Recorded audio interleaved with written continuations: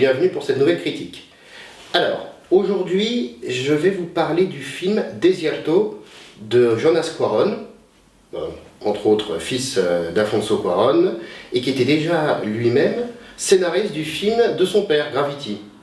Il a été aussi scénariste d'autres films, pour cela j'ai oublié les noms. Et donc là, il se lance vraiment dans la réalisation avec ce film, et c'est marrant, on sent quand même la pomme, le fruit n'est pas tombé très loin de l'arbre. Il y a vraiment des qualités immédiates qu'on note dans le film. Déjà, alors, le pitch est très simple, c'est même, on pourrait même presque dire simpliste, ce qui n'est pas un défaut parfois, parce que souvent ça permet une plus grande efficacité dans le récit, parce que c'est plus ramassé, ça permet une construction et un rythme plus rapide.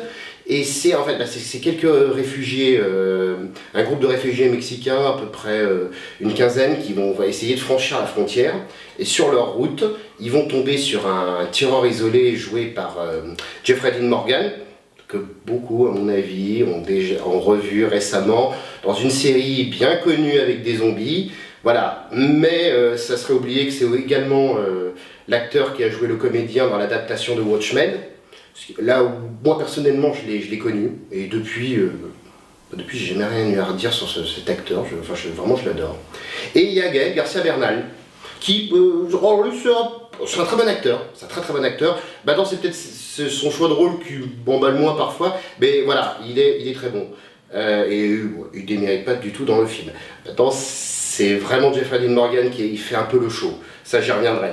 Donc, ce groupe de réfugiés qui tombe mal à propos, c'est en fait un récit ramassé dans le désert, à la frontière entre les États-Unis et le Mexique, qui est filmé d'une façon, on a vraiment l'impression, ces étendues désertiques, c'est une antichambre de l'enfer, on a l'impression, et Jeffrey Dean Morgan incarne vraiment un diable, mais il arrive à apporter une ambiguïté à son personnage, hyper intéressante, ce qui est d'ailleurs facilité par un scénario qui lui donne vraiment la part belle, comme j'ai dit, qui est simple, mais bien construit dans sa progression.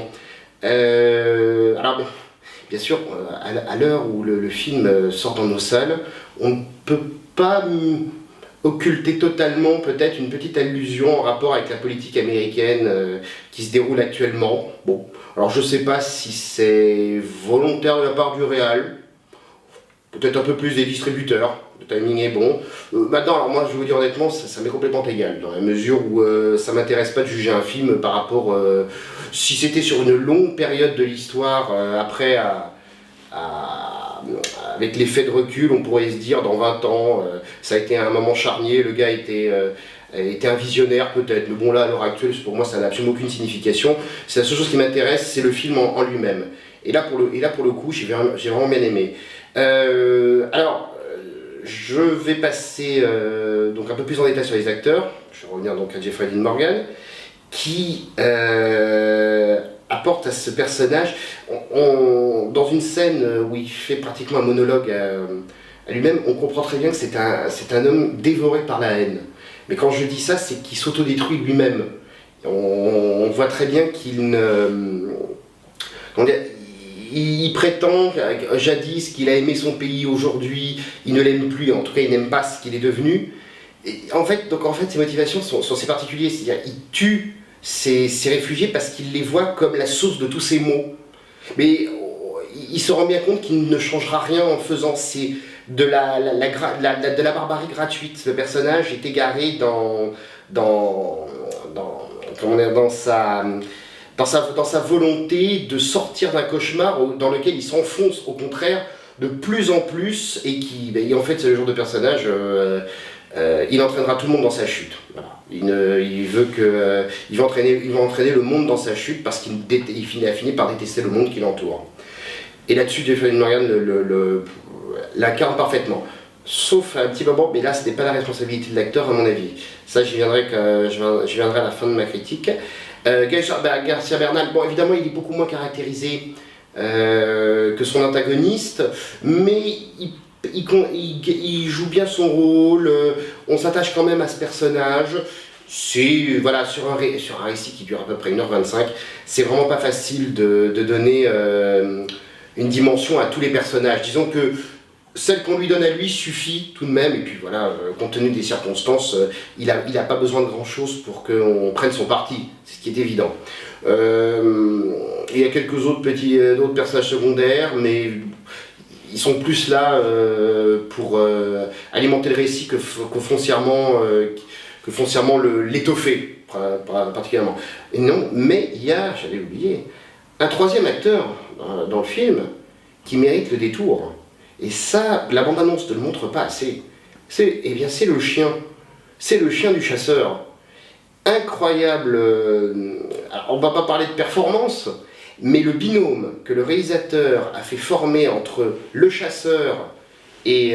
enfin, plutôt le tireur. Parce que justement, le chien s'appelle Tracker dans le film.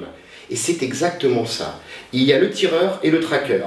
Le chien obéit à son maître au doigt et à l'œil, rabat toujours les malheureuses victimes sur son maître, qui lui a juste à se positionner dans l'angle de tir que va lui fournir son animal, qui lui-même, c'est sans doute la seule en plus créature qu'il aime encore au monde. Il y a un lien presque symbiotique entre les deux, et ça se ressent dans le film, si bien que on se dit, en fait il y a deux adversaires dans le film, et c'est très impressionnant le rythme que ça donne, de voir toujours de se demander comment dirais-je, qu'est-ce qui va se passer après, parce que et puis ça évite quelque chose qui est souvent une tare dans beaucoup de ces films-là, c'est qu'on a toujours l'impression que le tueur, qui est tout seul, qui se balade, bon ok, il connaît sans doute son territoire, oui, mais il y a des moments où il en devient presque surnaturel, et ça devient complètement bête, parce que, enfin moi personnellement, quand je comprends plus comment l'antagoniste ou le protagoniste, le héros, le méchant, enfin qui vous voulez, peut-être les deux, comment ils s'en sont arrivés d'un point A à un point B, de quelle manière, soit ils ont cavalé, on ne sait pas comment, soit ils sont téléportés, ça devient n'importe quoi.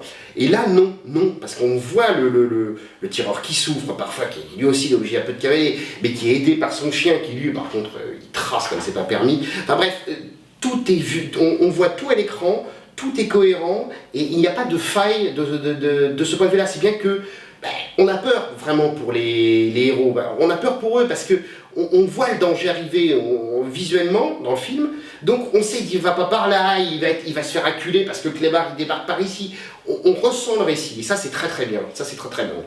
Et donc vraiment c'est le point fort. Le petit bémol que je voudrais quand même signaler dans ce film, c'est qu'il y en a un. Enfin, j'ai senti une toute petite baisse de rythme à un moment donné vers la fin, légère. Elle est légère, mais quand même, comme je l'ai dit, le récit est quand même ramassé sur 1h25.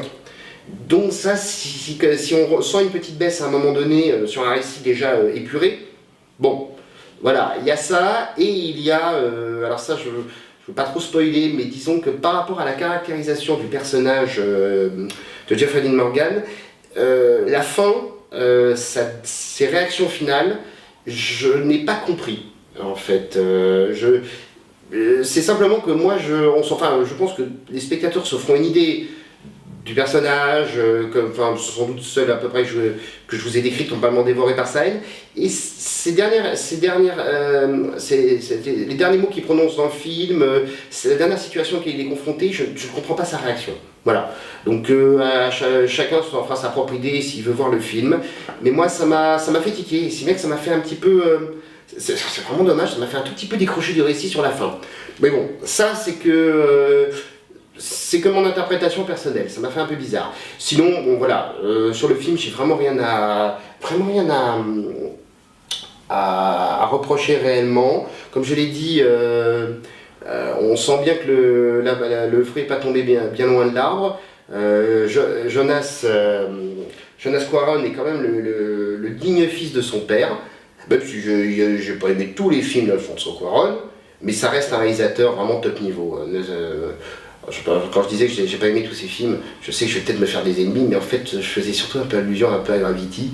Non pas que je médis sur sa réalisation, parce que sa réalisation c'est quasiment à enseigner dans les écoles dans ce film. Elle est sublime. C'est l'histoire en elle-même.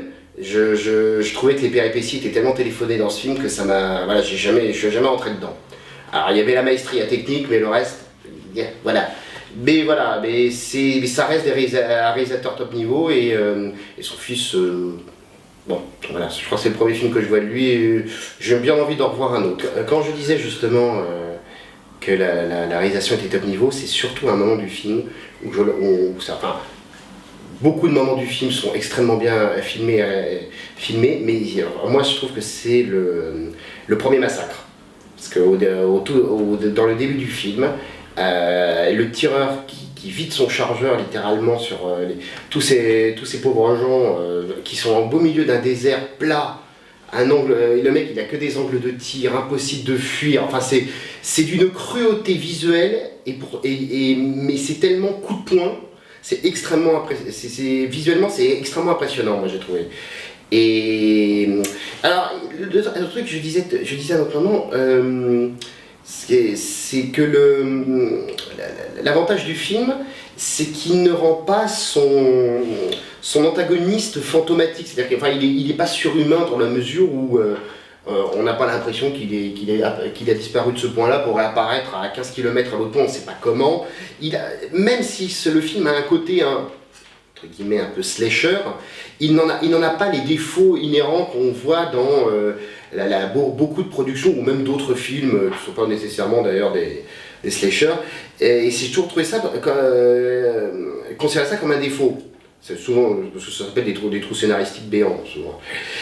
Mais par contre, ce qui est amusant, c'est que le choix du réalisateur de montrer tout de suite l'adversaire, d'un côté c'est avantageux parce que ça permet à Jeffrey Morgan, qui a beaucoup plus de temps à l'écran, de développer son personnage, de lui donner cette ambiguïté. Et paradoxalement, je me suis dit, c'est marrant parce que c'est comme c'est dit, c'est son binôme avec son chien qui le rend extrêmement menaçant et réaliste.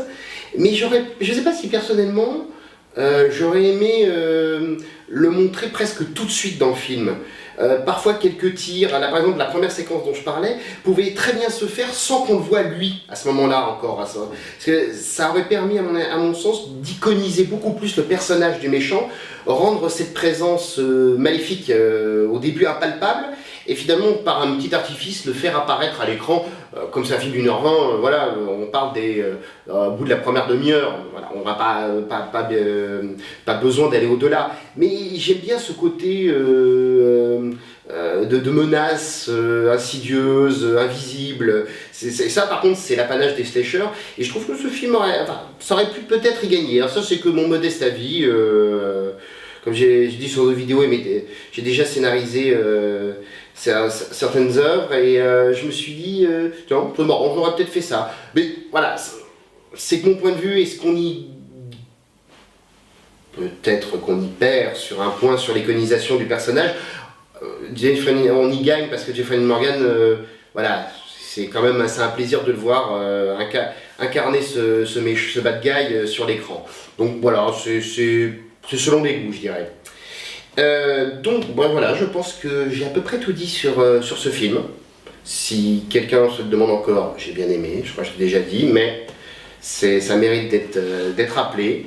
En fait, ce que je vais faire là, c'est que je vais essayer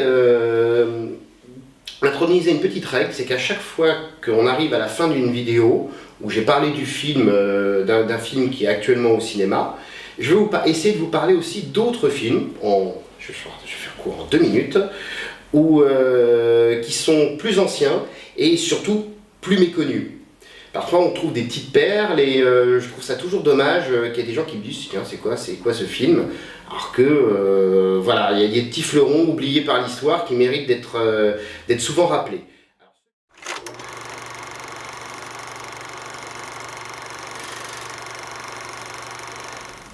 Alors le film, pour cette séquence un peu rétro dont je vais vous parler, c'est le film d'origine inconnue, plus connu sous le titre Terreur à domicile. C'est un film qui date des années 80, réalisé par George Cosmatos, solide artisan hollywoodien qui a fait plusieurs films en variant souvent ses genres. Il est passé de Rambo 2 au western Tombstone, en passant par, comment il s'appelait ce film, Léviathan, qui était déjà un film d'angoisse. Et il il réalise ce terror à domicile. C'est un film au pitch qui peut paraître ridicule comme ça.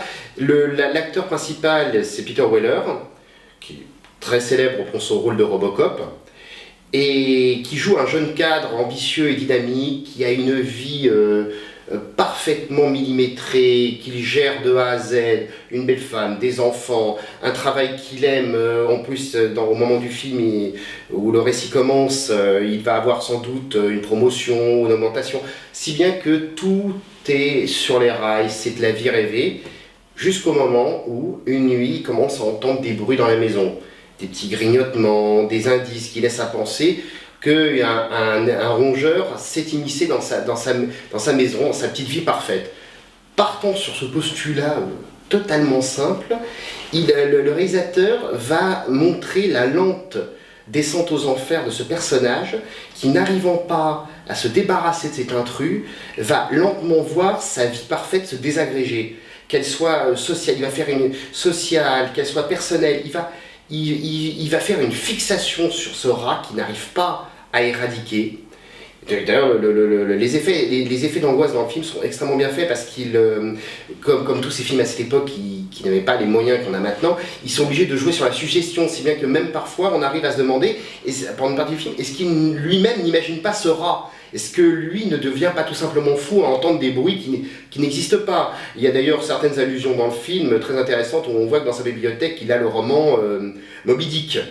Une allusion certaine où le personnage principal n'en est autre qu'Ahab lui-même, complètement entraîné par sa folie.